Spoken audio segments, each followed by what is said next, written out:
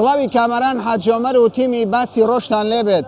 ئەمڕۆ هاتووینەتە ئەلوەی هەولێر، بازارەکانی ئەلوەی کوردستان بەسەر دەکەینەوە. بەشێک لە جوتیاران پەیوەندیان پێوە کردین. چەند ڕۆژێکە حکوومەتی عێراق پارێزگاری بە زۆر سەپێنراوی کەرکووک بڕیارێکیان دەرکردووە. چەند بەرهەمێکی خۆمانە لەوانە پەتاتە، پیاز، بیبەر، کۆمەڵێک بەرهەمی دیکە قەدەغەیان کردووە. ئەوان دەڵێن زەرێکی زۆرمان بەرکەوتووە. پێویستە حکوومەتی کوردستان بە دوواداچوون لەسەر ئەو پرسە بکات. لە ڕابردوو وەزیری کشتتوکاڵی عێراقات سۆزی ئەوەیدا جارێکی دیکە بەرهەمی کوردستان و جوتیارانی کوردستان قەدەغە نەکات. بەڵام ئەمڕۆ دیسان قەدەغە کراوە و جوتیاران زەرمەندن. بابزانین کێشەکان چێ و چارەسەرش بەلای حکوومەتی کوردستانەوە بە چ شێوەیەکە؟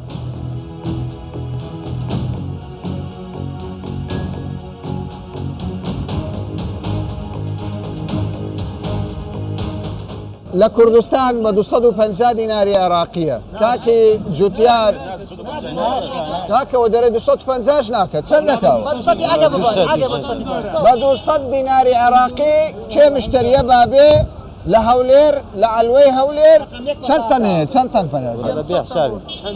هەر چەندی دەتانەوێ پەتاتە هەیە. لە کاتێکدا ئەوەی کە من نرخەکە باسی لێوە دەکەم، ئەم جوتیارە خەڵکی باشووری کوردستانە 1 کیلۆ پەتاتە بە چەند لەسەرەتی؟ 300 بە چەند؟ 300 دینار لەسەر. باشە کەوایە بۆ هەر کیلۆیەک زەرەرێتی. لە کەیەکەوە تۆ لێرە دانیشتوو؟ لە بەیانیاوە.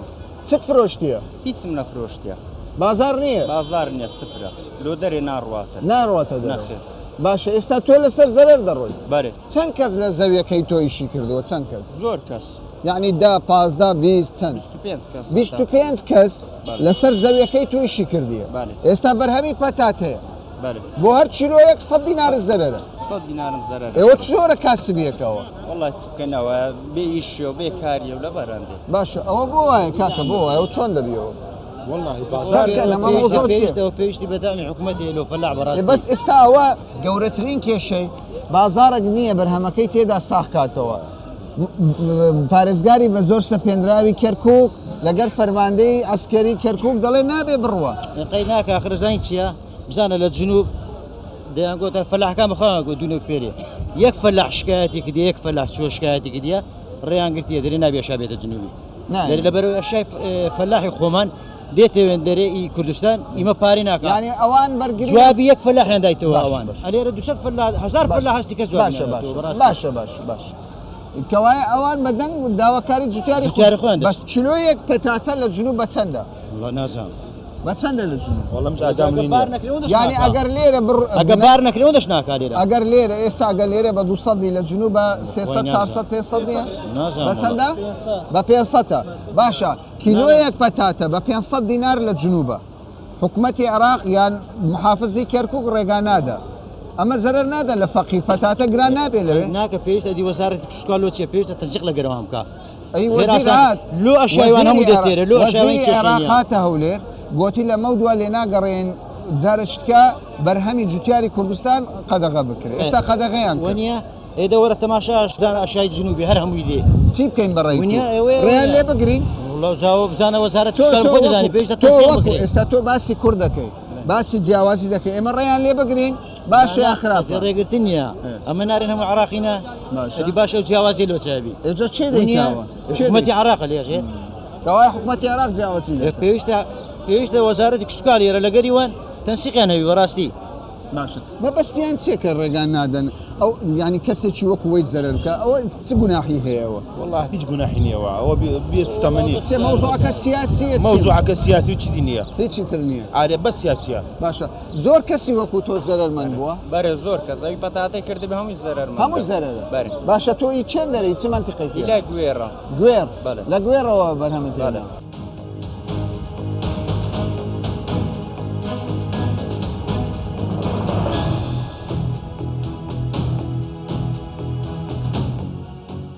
ئەتوگوتت دڵم پڕە وەزیر هاتیە ئیتفاق کراوی چیش نەبوو چ بووە؟ کاکە هەمووی بەس ئەعلامیە فەرموو 4 شعبی لێرە دانایە لە سێتەرەی تەماتەی بجێڕەوە پەتاتەی بجێڕەوە خیاری بجێڕەوە هەموو مەعەلیە.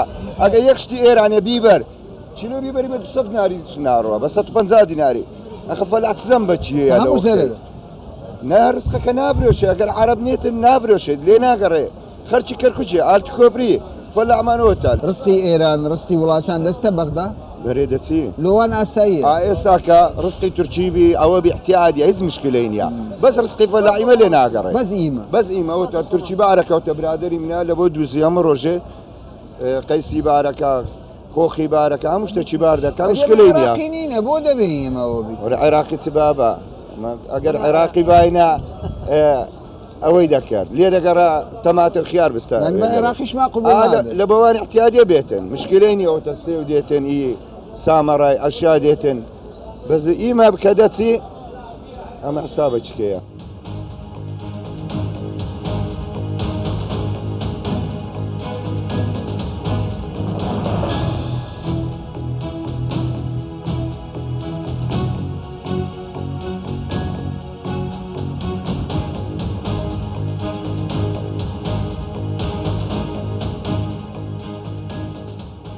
باش ئەمە پارچە ڤیددیۆیەکە وەکو دەبینین بەشێکی زۆر لە جوتیاران سەیری دەکەن ئەم پارچە ڤیددیۆیە چییە لە خاڵەکانی پشکنینی عێراق لەوێ لە خاڵەکانی پشکنین ڕێگا نادەن ئەم بەرهەمانە بچێتە شارەکانی عێراق لەوێ فرێ دەدرێن زەرەر نییەوە زەرەر وازە یعنی فەلاح زەرەر دەکەن پێشەوە قرار بێ بە 100 و بە 100 نادەوە بدەمە نافرۆش 100 دینار والله علاقه باشە ئەتۆ پێم بڵێ ناوە دەڵێن ڕێ هەیە ڕێ هەیە ناوە دەڵێن ڕێ نییە چییە مەوزوع برێم چێ نازم فلیمەکە ئەوە هیچ لەگۆڕێ کەسابەتی کو دەکرێت دەرێ ئێرانیە ئێکا ئێران ئەوەی دەڵێ ئێرانیە تا سووریان بردیە ئیسماعیلیان بردیە لێرە جملە چی نییە جملە چی پشتە پەیە ئەوەش لێ ناگەڕێن جملە لێ ناگەڕێن ئەو کەلەمە لۆ مووسێ ڕسمی معەلی ڕسمی فەلاعی ڕسمی فەلاعی سعری ئیستیماری بابە هەولێرە پڕ قاتەکرایە دەرێن ئەوە ناخۆ ئێرانی مەینە ئەو دەڵێ مەینە دەر ئێرانیە باشە بەڵگەیان چیە بەڵگا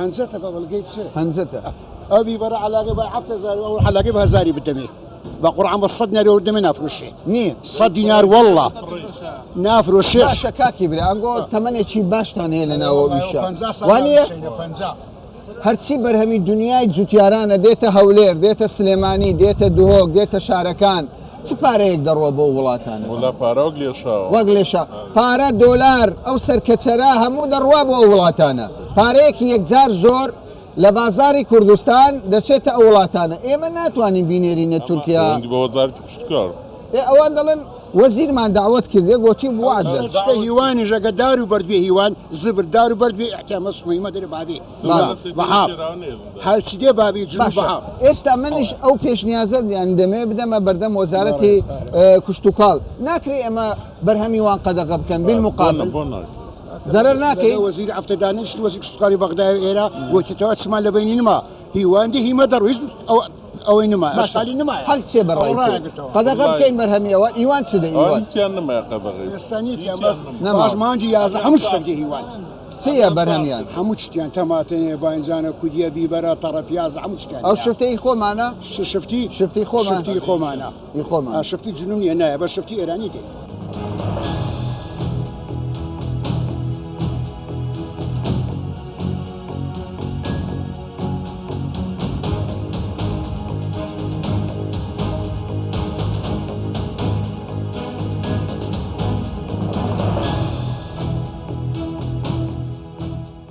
ئەوە هاوڵاتێکی عەرەبە کاسبکارە هەر لە دوورەوە ئێمە دەبینی دەڵێ فلفل مەمنوع يعني بیبەر قەدەغەیە بعد شنو ممنوع بصل تشيس ممنوع ابيض بياز سبي ممنوع بصل علاقة ممنوع ابيض ايش ناو علاقة هر بياز ممنوع شجار ممنوع تمام شجار سير كودي كودي ممنوع زين ثوم ممنوع باشا سير جزار ممنوع ليش ممنوع ليش ما يرضون كله ممنوع بس انت تاخذ هذا المواد للمواطن من العراق ليش ممنوع ممنوع السيطرة ما يقبل سيطرة كركوك واحدة ما يقبل زين سيطرة الخالص ما يقبل سيطرة بأمر منو أمر الحكومة يقول لك عند أمر من الحكومة باشا أما دلي بس لكركوك نية لا خالكاني بشكنيني خالص إيشا قەدەغەیە چوار زۆر پێنج زۆر بەرهەم قەدەغەیە کێشەی دروست کردووە هەستا يجي من إيران لو ما يجي هذا منك من يمنا ما يجي جزر ما يطب ما يطب منك على الحدود يمنا ثم ما يطب على الحدود من يمنا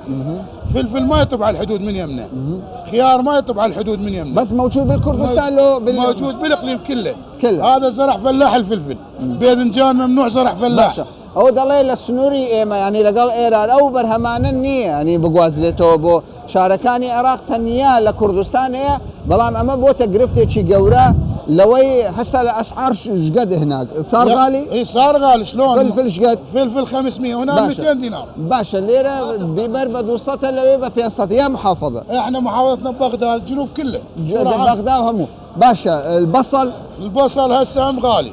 شقد هنا وهناك؟ هنا 125 150 هناك ب 300 دينار. باشا ليرة بصل وشتبين لوي ب 600. أول كيك ودس سبيكر ديو بابا. أو بريارة هر جارو بكيفي خوينا حتى دروجك بيج استا مشكلة له باشا استا كا فلاعك بون من كبير تماتي ببا بو او مصلي خوما نزيكا ك 50 كيلومتر دبي لنا بستانكي خوي سياركي تصويركا عملكان تصويركا رقمي سياركي يلا حتى بتوان لا سيتري اوان دلني نا اخوي عراقنيه لا اخوي عراقنيه بلام لا اصلا نا اخوي عراقه اوان ما بس يعني شي بارا استا او سيتري سندي وردغرن لار سيتري او هركسه ولا سر شلون ضلي لسر باشا انت تروح على بغداد السيطرات كم ياخذون منك حتى ما ياخذ فلوس ولا دينار فره وارجع ما اريده يعني ماكو فلوس لا ما ما مني باري وقري بس بارش برناغني يكسفر يدرس بس عندك ضلين بارا وردقلي او نداء بباري درسي بس كم يستا رسخه او خيرينيه بني داخل دري بارك كم بارك كم يستا يعني بو كابراي بيبر خاون بيبر باريتشي عندي نيه بداد بس فارغه بالشارع يقول لك تعال فارغه بالشارع اما سانا عند سياره وفارغين الفلفل ضل هر مويا ببركان دبي ناتسابين للشقان فريبدين وهرها مشمان فريدا وشي بسراتو بازار استا بقشتي هر لهولير وايا سليماني دو استا هولير باشتر لسليماني هر زور خرافه بو سليماني هر زور خرافه سيتري كرد زور توندي كردو انا على هيش تكبروا بلام استا هولير توزك تساهلاتي هي باشتر بس لها ما كادا ناتوانن هيزبار كان بيبر حفتيك بيج استا ب 600 دينار بو استا ب 150 و 200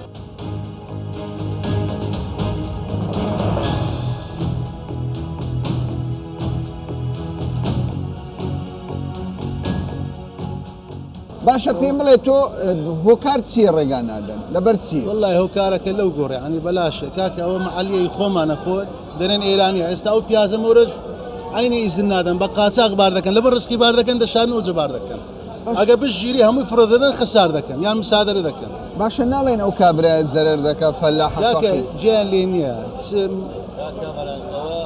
جەبار بار دەکەی دیوانیە دەرێ ئێستاش بیبەر مەمنوع ئێستا عالیان دەرێ لێ ناگەڕێ بار هسه بيبر ممنوع كاكا سيطرة بيبر ممنوع يروح الغير سيطرة كودي ممنوع يروح الغير سيطرة يعني مو مسألة يعني كتاب من وزير الزراعة شغلة مال عصابات لا أكثر ولا أقل دقيقة أما يكك لا برين كاسب كاركان دليل هر سيطر باشا أما بازرقانة وكو خو أما بازرقانة بري ماكو كتاب رسمي تمام دقيقة كتاب رسمي أترجم من وزير الزراعة ماكو تمام حتى أترجمه أما بازرقانة كليرة رسق دبا دليل العراق هر بازقيتشي عراق حكومتك وكتابي وزيري كشتوكالي عراق ناخوة لشوينك دلي قدغي لشوينك يديك دلي آسايا لشوينك ليش يعني شنو الأسباب كل سيطرة شكل كاكا وعلى مود فلوس اي شغلة عصابات يريدون فلوس اي شيء رسمه ماكو هو هذا شنو هذا منين جايبينه من اسرائيل همو يتبارا همو هالشيء يستوى ممنوع كرايا لو ممنوع لبس كاكا دس يجري ممنوع عبادك كابر اللي الرارس كده فقير عاري دباله بشتري فريد ده يقولون عكاكا وزلميه بخواي باشا اما بس داودك ام بريزه دلي لوي باند پیدا بو للسيطره كان بس لبينا وبارا عند ديتي دروا اگر نا تركيشيكي جورا دروز ذكر هذا ما ياثر على السوق بالبغداد بالمحافظه كاكا هسه هنا 200 دينار هناك صار ب 1000 دينار ما يعبر اي ب 1000 دينار من دلي ما كاريجري نامي لسر دوخي بازار لقومرقكاني ناو راستو باشور العراق دلي اقل ليره ام كيلو بيبره ب 200 دينار بيت لعراق يعني لباريس كان عندك عراق ب 1000 دينار يعني ب 1000 كما بلام لقال اوش داوان قرف دروز دكان چند جور قدغه بود چند جور يعني بيبره بانجانه لهانيه نهيني تشي او هر يكك دلي او لا توري بممنوعه او نيني كي وزان تبراغ ورم نيني كي هم باريا باري اري بخوي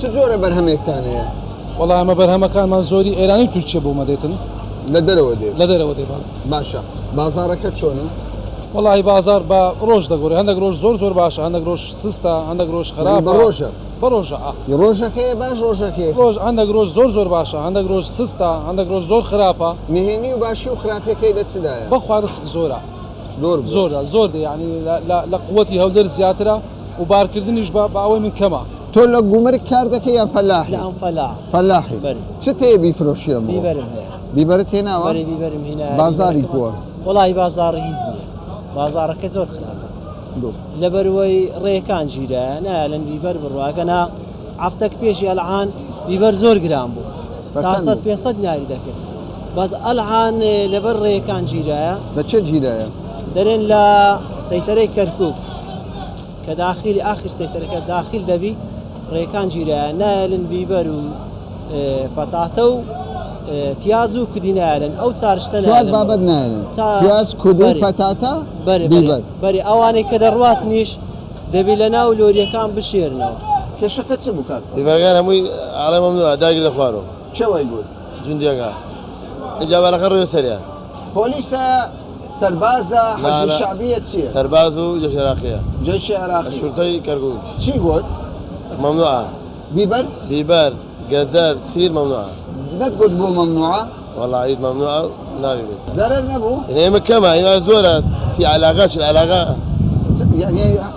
هەر لۆریەک فرێ دەدرێت ئەدی ئەو خەڵکە زەرەر ناکە بەرەوەڵە نەدێت ئەو ناڕۆ کەس نەیوە باشە ئەگەر بڵێ کاکی من ینی ئەوکەی مناقەشیان لەگەڵ بکەیت چی لەگەڵ دەکەن حەز دەکەن یانی دەگیر دەکەن کەسە بۆ دەگیر بکرێت لەسەرەوەی مناقەشە بکە وڵاوڕژ عەرەبیان گرت بردیان دەیان بن بۆ حەجز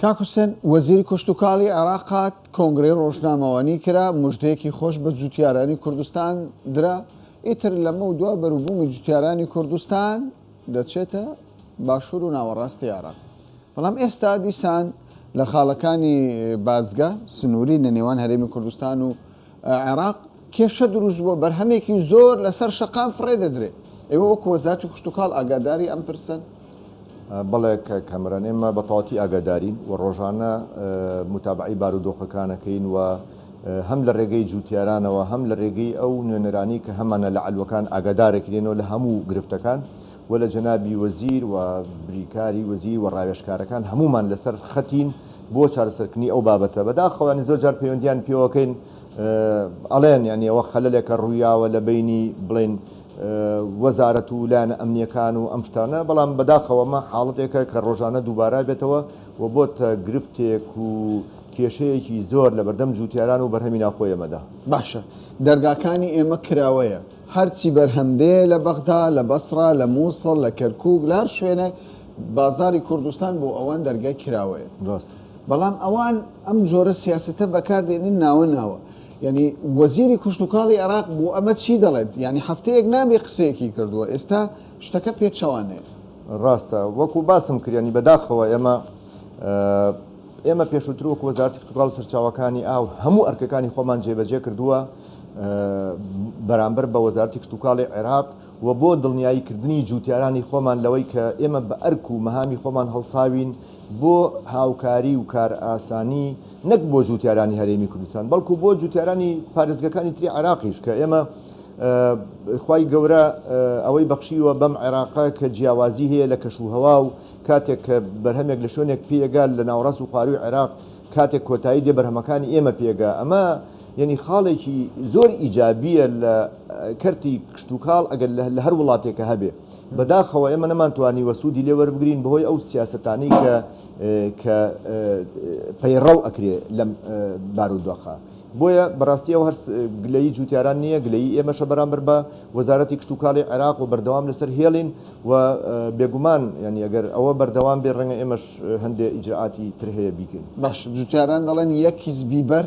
کە چەند بەرهەمێک قەدەغە کراوە یەک کیس بیبەر بە 2000 دینار بازاری نییە ینی یەک کیس بیبەر چلۆی 200 دینار ناکات لە هەرچەندە لە بەغدا و ناوەڕاستی عێراق لە 500 دینار زیاترە ئەوان دەڵێن کاکە بەرپرسان لە وەزارەتی کشتوکاڵی حکوومەت هێرم کە دەبێت فریامان کەون ئێمە زەرەر دەکەین ینی چی بکەین ئێمە خۆی کاکەمرن ئێمە جگە لە بازاڕی ناوخۆ یعنی لە ئەوەتەی کە هەیە نەک هەر ئێستا یعنی بەردەوام ئێمە پشتمان بەستووە بە بازاڕەکانی پارێزگاکانی ناوەڕاست و خاوەری عێراق یعنی بەداخەوە ینی کە زۆر جار ئەم بابەتانە سەر هەڵەیە بە تایبەتی لە دوای 2014ەوە لەگەڵ تێکەڵکردنی ئەم بابەتانە بە کێشە سیاسیەکان بە ململانە سیاسیەکان بەڵام بەداخۆ خۆ ئێستا ئەمەش نەماوە ینی ئێستا ئێماوە ئێمە دوو جار چوونەتە وەزارەتی کشتوکاڵی عێراق وەزارەتی ئەوان هاتوون پێشەوەی جەنابی وەزیریان بێت لیژنەیەکی باڵایان پێکاتووە هاتوون هەموو بە شەفافی سەردانی هەموو پرۆژەکانمان کردووە تێگەشتون لە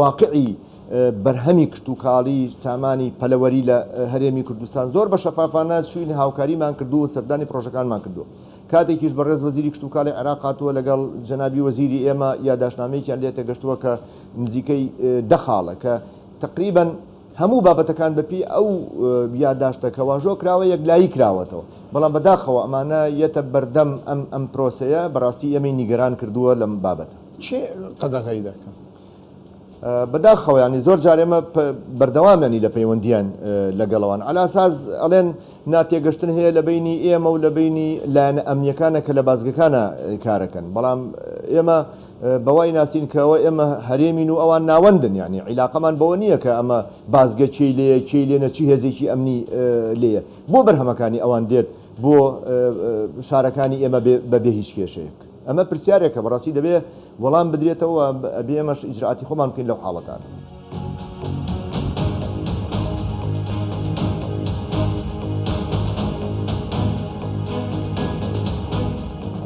وەکو بینیمان بەشی زۆر لە جوتیارانی کوردستان ڕەنجی ساڵێک ماندووبوونی ساڵێکیان بەهۆی نەبوونی بە بازارکردنی بەرهەمەکانیان لە بازارەکانی عێراق زەرەریان کردووە مایە پوچ دەرچوون ئەوان گلەییان لە حکوومەتی عێراق بەگشتی و بە تایبەتیش لە وەزارەتی کشتوکاڵی حکوومەتی هەرێمی کوردستان بوو کە ئاگاداری ئەم دۆخەنین تەواوی بەرهەمەکانی کشتوکاڵی جوتیارێک لە ئەفریقاوە دەتوانێت بەرهەمی خۆی بێنێتە کوردستان و ساغ بکاتەوە و قازانج بکات بەڵام تاوەکو ئێستا بە بازارکردنی بەرهەمی جوتیارانی کوردستان لە عێراق یعنی دەرفەتێکی بۆ نەدۆزراوەتەوە وەزارەتی کشتوکاڵ دەڵێ ئاگاداری کێشەی جوتیارانین ئێمە بەردەوام لە سەرخەتین بەڵام ئەمە عێراقە وەزیر پەیمانی داوە کە بەرهەمی جوتیارانی کوردستان لە بازارەکانی عێراق ساغ بکرێتەوە بەڵام ئەوەی کە ئێستا ڕێگرە کۆمەڵێک چەکدار و حەشدی شابین لەگەڵ ئەوەشدا دەڵێن ئێمە ناوەستین لە هەوڵدا دەبین